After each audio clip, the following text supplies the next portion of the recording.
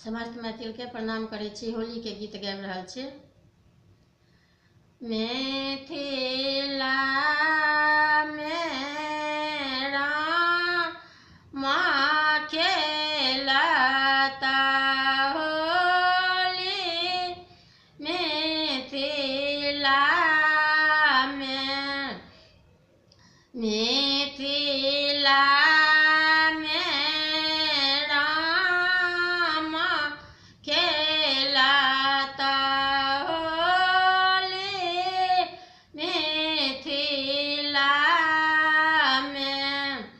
किनका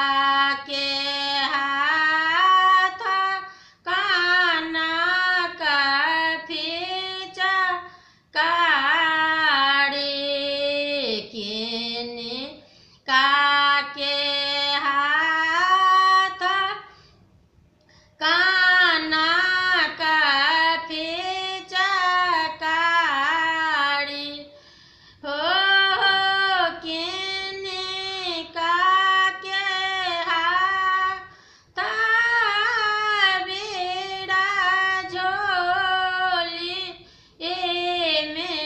मिथिला में रामा खेलता होली, मिथिला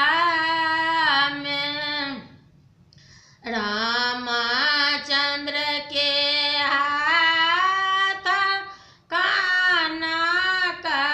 पिचकारी, रामचंद्र के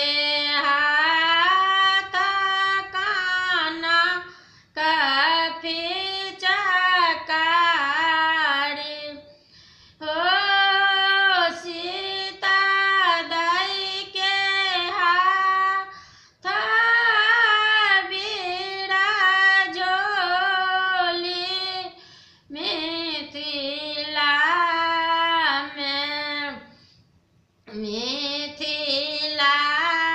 में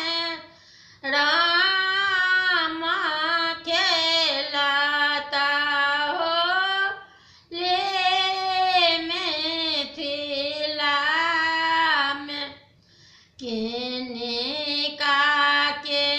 पहिरा ना पियर पिता हमारा, किनका के पहिरा ना पियर पिता हमारा, किनका के पहिरा ना चीरा चोली, मिथिला में रामचंद्र के पहिरा ना पियर पिता हमारा, रामचंद्र के पहिरा ना पियर पिता हमारा,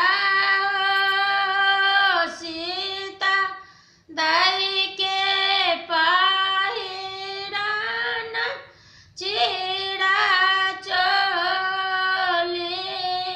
मिथिला में